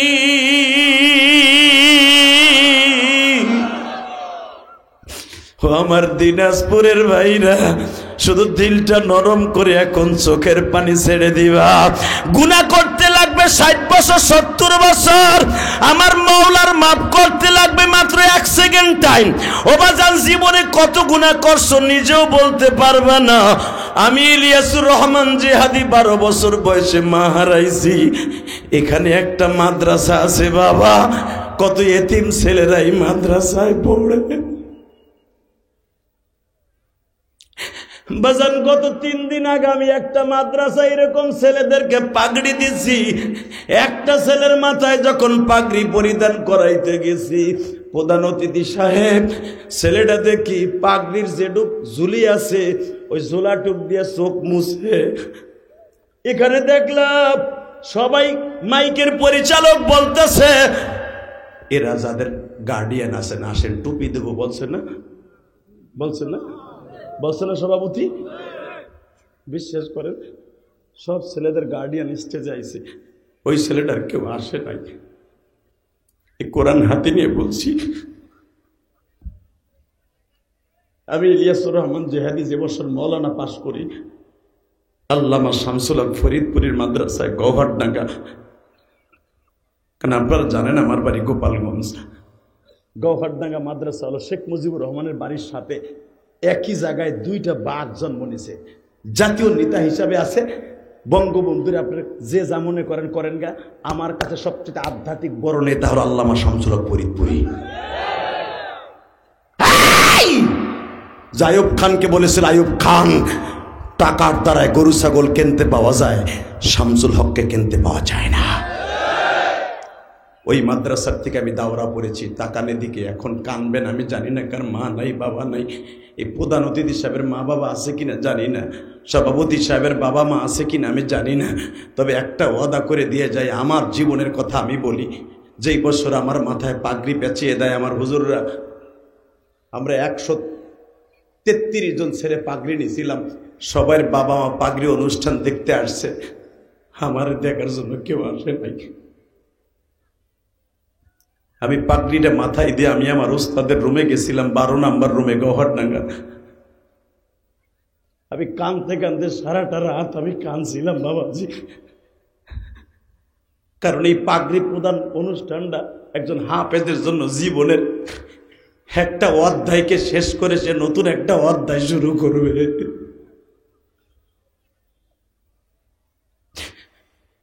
16টা বছর মাদ্রাসায় পড়ে এখন মাদ্রাসার থেকে একটা পাগড়ি নিব, সেই পাগড়িটা আমার দেখার মতো কেউ নাই। আমার ছাত্র ভাইরা যখন পাগড়িটা মাথায় দিয়ে রুমের মধ্যে দৌড় দিয়া মায়ের কাছে গেছে, বাবার কাছে গেছে, আমার তো বাবা জনম দক্ষিণী মা নাই, আমার পাগড়িটা কে দেখবে গো?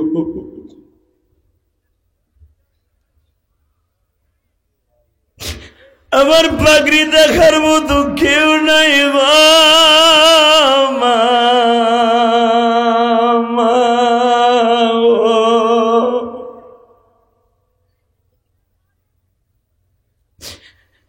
ঠিক গত 2 দিন আগে যেই ছেলেটা পাগড়ি নিয়ে নিল বাবা, ওই ছেলেটা কান্দে আর আমারে বলে হুজুর আমি আপনার ওয়াজ শুনেছিলাম ইউটিউবে, আপনার মতো আমারও জীবন, আমারও মা আব্বা কেউ নাই, আমি খালার বাড়ি থাইকা হাফেজ হইলাম। ও বাজান তোমাদের এই মাদ্রাসায় এমনও ছেলে আছে হয়তো মাও নাই বাবাও নাই, হয়তো কারো বাবা আছে মা নাই, কারো মা আছে বাবা নাই। বাজান এই ছেলেগুলার মনের কষ্ট আল্লাহ ছাড়া কেউ বুঝে না। আমার নবীর মা যেই বছর মারা গেল, তার 2 বছর পরে আবু তালেবের বাড়ি আমার নবী চলে গেলেন 8 বছর 3 মাস 10 দিন বয়সে।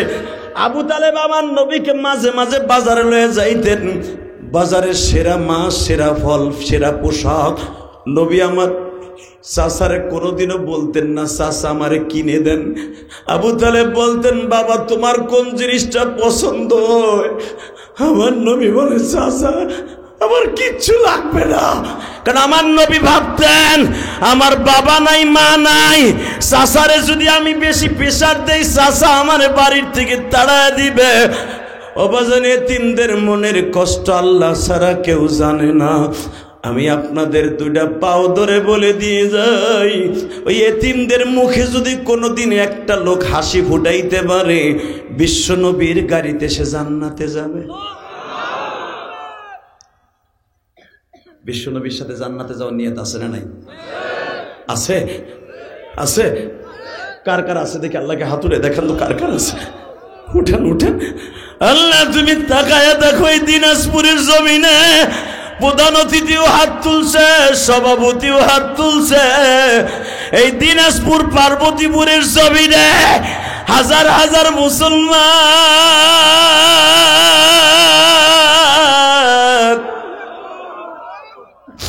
কার জানো মা নাই বাবা নাই গো মালিক।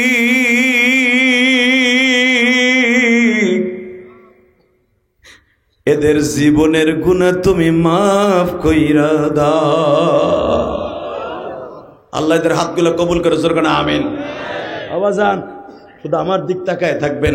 এই ইলিয়াসুর রহমান জেহাদির মা 12 বছর বয়সে আপনার ওয়াজ শুনছেন, ইউটিউবে অনেক ওয়াজ শুনছেন, আমার শুধু এখন বাস্তবে শোনা বাকি। আবাজান আমার জনম দুঃখিনী মা আমাকে 12 বছর বয়সে এই দুনিয়ায় রেখে বিদায় নিয়ে চলে গেছে।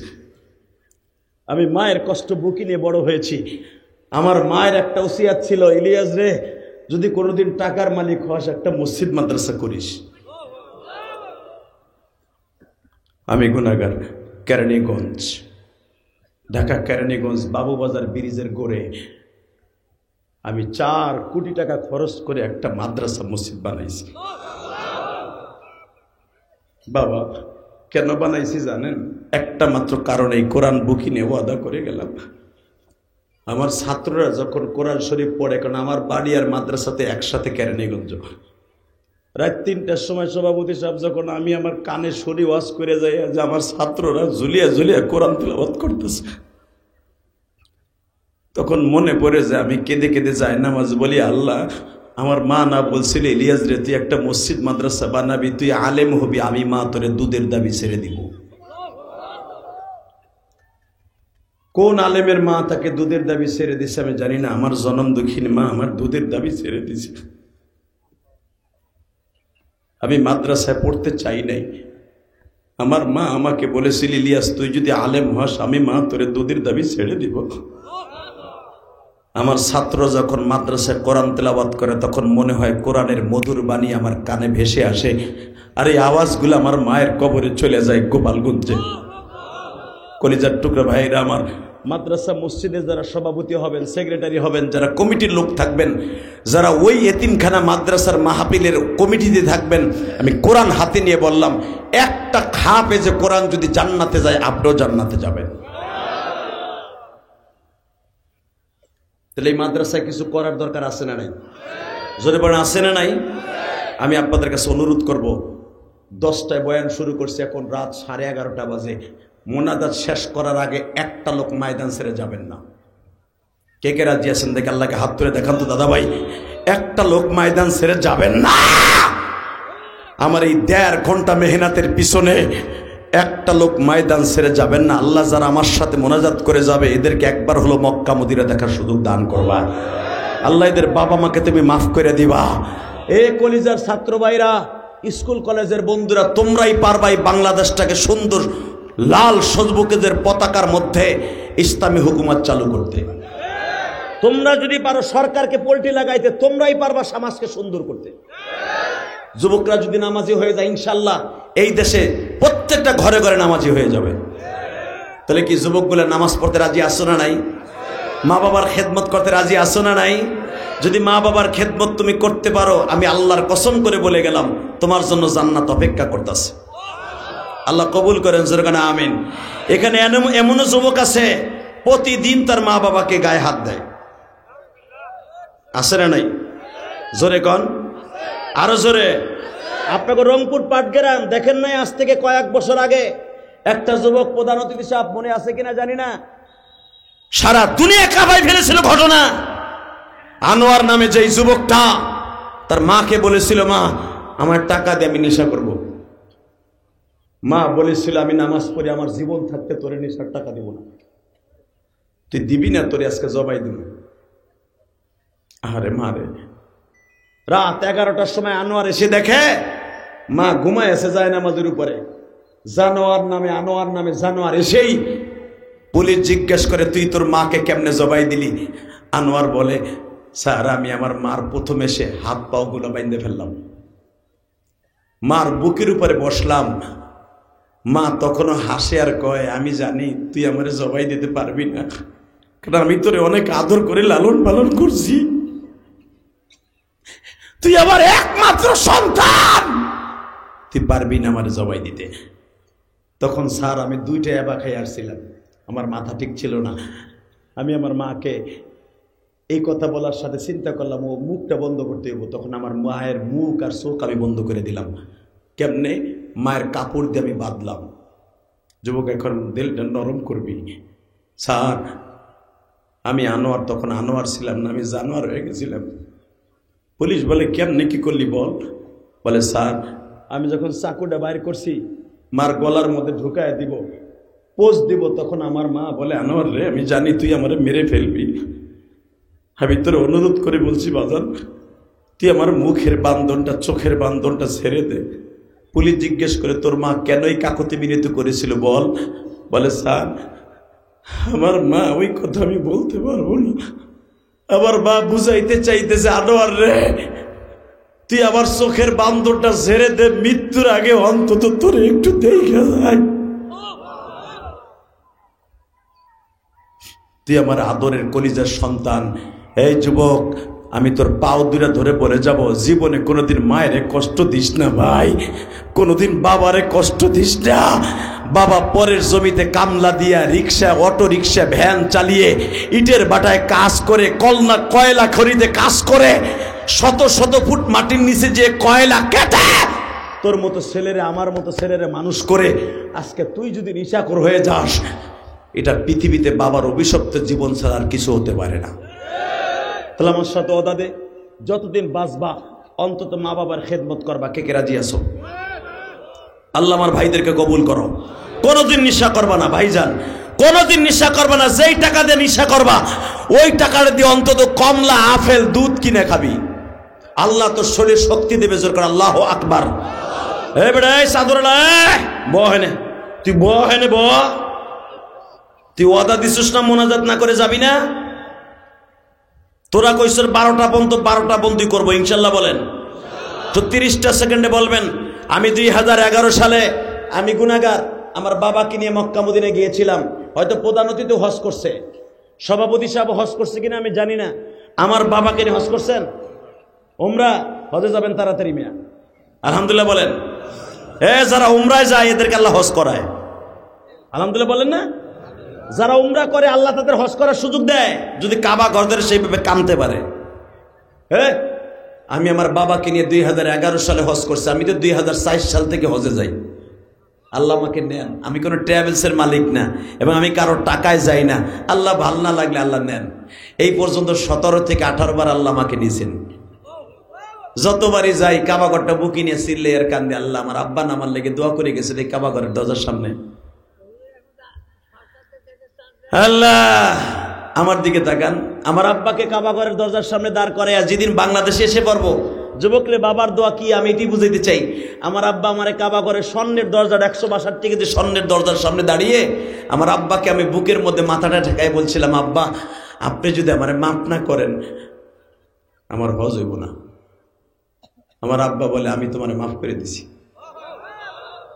আল্লাহু আকবার, জোরে বলো কলিজার ভাই আমার। এরপরে বললাম আব্বা আপনি আমার মাকে মাফ করে দেন, কারণ আব্বা যদি আমার মাকে মাফ না করে কোনোদিনও আমার মাকে আল্লাহ মাফ করবে না। আমার মা বোনরা যারা আসছেন, মা আপনি হাদিস হয়তো জানেন কিনা আমি জানি না, মা আপনি যদি রাবেয়া বসরি হয়ে যান, মা আয়েশার মতো হয়ে যান, মনে মনে মনে ভাবেন আমি আয়েশার মতো হয়ে গেছি, যদি একটা দিন স্বামীর মনে কষ্ট দিয়ে থাকেন আপনি জাহান্নামী। আপনার কোনো ইবাদত আসমানে যাবে না। কষ্ট হইতেছে? শুধু আমার দিকে তাকাবেন।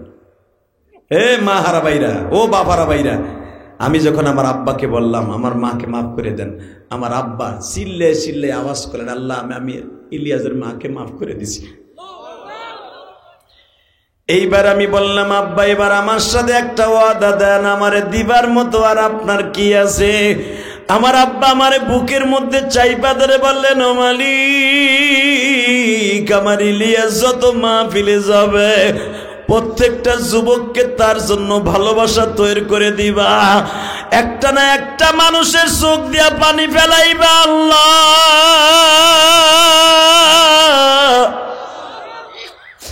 বাজান আপনারা যে 2 ঘন্টা 1.5 ঘন্টা বসে থাকেন এটা আমার ক্রেডিট না, এটা আমার আলেম হইছিটার বাহাদুরি না, এটা হলো আমার বাবার দোয়া, আমার মায়ের দোয়া। বাজান রে বাবা মায়ের দোয়া যার সাথে থাকবে দুনিয়ার কোনো বিপদ তারে গ্রাস করতে পারবে না। আমি ইলিয়াসুর রহমান জিহাদি এত উপরে আনার পিছনে একমাত্র আমি গুনাহগার, আমার চাইতে অনেক বড় বড় বক্তা বাংলার জমিনে আছে বাবা। কেন আমার যুবক যুবক ভাইরা আমারে এত ভালোবাসে, আমার বাবাজিরা কেন ভালোবাসে? আমার বাবারা, আমার যুবক ভাইরা পায়খানা প্রস্রাবের কথা ভুলিয়া যায়।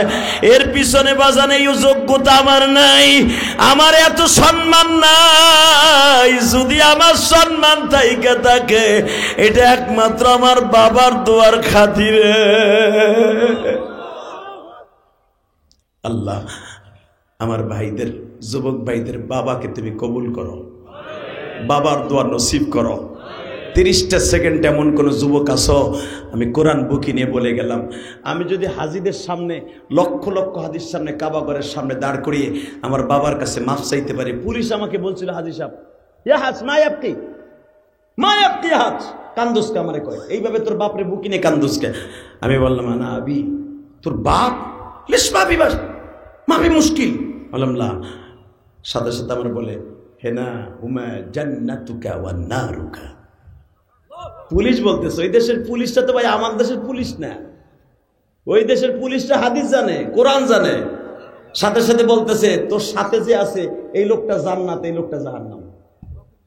যখন আমার আব্বারে বুকের মধ্যে নিয়ে মাপ চাইলাম, আমি যদি পারি, তুমি পারবো না ভাই, এর মধ্যে আছে দাঁড়াও তো, কার কার বাবাই মাঠে আছে দাঁড়াও তো, কোন কোন যুবকের বাবাই মাঠে আছে দাঁড়াও তো, কার কার বাবাই মাঠের মধ্যে বসে আছে দাঁড়াও, কার কার বাবাই মাঠের মধ্যে আছে। জান্নাতি কে কে হতে চাও? জান্নাতি কোন কোন তালবে আলিম হতে চাও যে তোমার বাবাই মাঠের মধ্যে আছে? কোন কলেজের বন্ধু আছো, কোন ভাই আছো? আমি তোমাকে বলবো তোমার এখনো টাইম আছে, দাঁড়াও। কার কার বাবাই মাঠের মধ্যে বসে বসে ওয়াজ শুনতেছে দাঁড়াও, আর কার বাবাই মাঠের মধ্যে আছে দাঁড়াও। আমি 30টা সেকেন্ড টাইম দেবো। যে ছেলেগুলো দাঁড়াইছে তাদের বাবাগুলো দাঁড়ান, বাবাগুলো দাঁড়ান। যে ছেলেগুলো দাঁড়িয়েছে বাবাগুলো দাঁড়াইতে বলছি, বাপগুলা দাঁড়ান, জান্নাতি বাবা দাঁড়ান। আমি বলে গেলাম এই কোরআন হাতে নিয়ে আমি মুসাফির, শত শত মাইল পথ অতিক্রম করে এসেছি। আমি ওয়াদা করে গেলাম যে ছেলেটা এখন দাঁড়াইছে, আপনার ছেলেটারে বুকের মধ্যে নিয়ে চিল্লাই চিল্লাই কাইন্দে কাইন্দে দোয়া করবেন বাইজিদ বুস্তাফির মায়ের মতো। আপনি যদি আপনার ছেলেটার এখন মাফ করে দেন না, আপনার ছেলেটা একজন মানুষের মতো মানুষ হবে। আপনার ছেলে কোনোদিন নেশাখোর হবে না, আপনার ছেলে কোনোদিন পথভ্রষ্ট হবে না, আপনার ছেলে বাইজিদ বুস্তামির মতো আল্লাহ চাহে তো একদিন ওলি হয়ে যাবে। আমি বলার সাথে যুবক দৌড় দিয়ে বাপরে বুকি নিয়ে কাঁদতে থাকবা। যদি তোমার বাবা তোমার মাফ করে দেয়, আমি বলবো আল্লাহ তোমাকে এই রাত 12টার সময় মাফ করে দিবে। দাও, দৌড় দাও যুবক ভাই, দৌড় দাও যুবক ভাই, দৌড় দেয় যুবক ভাই, দৌড় দেয়। বাপরে বুকি নিয়ে কাঁদতে থাক, বাপরে বুকি নিয়ে কাঁদতে থাক, বাপরে বুকে নিয়ে কাঁদতে থাক। সারিস না, এই জান্নাতি বুকটা সারিস না, এই জান্নাতি বুকটা সারিস না, জান্নাতি বুকটা সারিস না, সারিস না। আল্লাহ তুমি দেখো, আমি বলার পরে বাবার বুকটা ছাড়বি। তোর বাবা এইভাবে কত দৌড়ে এতরে নিয়ে গেছে পার্বতীপুর হসপিটালে। তুই যখন অসুস্থ ছিলি, এই পোদা নদীদের বাবা কত কোলো করে পূর্ণিমার চাঁদে বুকি নিয়ে চুমা দিছে। বাবারে আজকে বুকের মধ্যে নিয়ে ঘাড়ে একটা চুমা দিয়ে বারবার বলা, আব্বা তুমি আমারে মাফ করে দিলে বলে আমার আল্লাহ আমারে মাফ করে দিবে। হ্যাঁ দেখো যুবক গুলা বাবারে বুকি নিয়ে চোখের পানি ফেলাইলা, বাবার চোখের পানির খাতিরে এদের গলি বানায় দাও মালিক। যাদের বাবা আছে তারা তো মাপ চাইলো, যাদের বাবা নাই তারা কার কাছে মাপ চাইবা? আরে এই যে দেখো মালিক, স্টেজের উপরে সব লজ্জা শরম বাদ দিও, বাবারে বুকে নিয়ে যারা কান্দে, বাইজিদ বুস্তামি এক গিলাস পানি দিয়ে যদি ওলি হতে পারে, এই সন্তানগুলার চোখের এক ফোঁটা পানির বিনিময়ে তুমি ওলি বানায় দিতে পারো না? যাদের বাবা নাই তারা কার কাছে মাপ চাইও?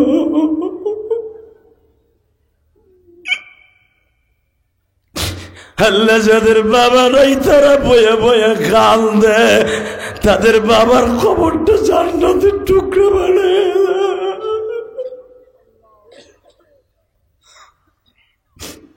আল্লাহ মহিলা প্যান্ডেলে বলবো, মা আপনার মা কাছে আছে না? মা আপনার মা নাই, শাশুড়ি আছে না? শাশুড়ি না থাকলে বড় বোন আছে না?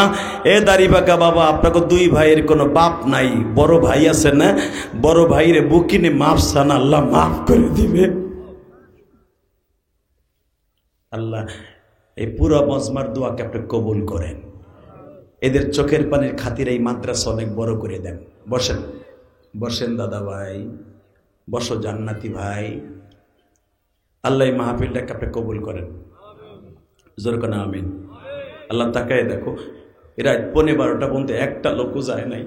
যারা দাঁড়ায় আছে তারাও দাঁড়ায় আছে 2 ঘন্টার মতো। আল্লাহ এদের এই দাঁড়ায় থাকা কিয়ামতের মাঠে 50,000 বছর, 50 আলফা সানা। তোমার নবী না বলছে 50,000 বছর দাঁড়ায় থাকতে হবে রোজে মাহশারে, এইভাবে বসার কোনো সিস্টেম নেই।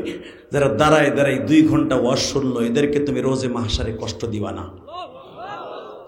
যে যেমনি আছেন এভাবেই থাকবেন ইনশাআল্লাহ। যাদের বাবা বেঁচে আছে বাড়িতে যে বাবার হাত ধরে মাপ চেয়ে নেবেন, যাদের মা আছে মার কাছে মাপ চেয়ে নেবেন। আমি ওয়াদা করে গেলাম, আল্লাহ আপনাকে মাফ করে দিবেন।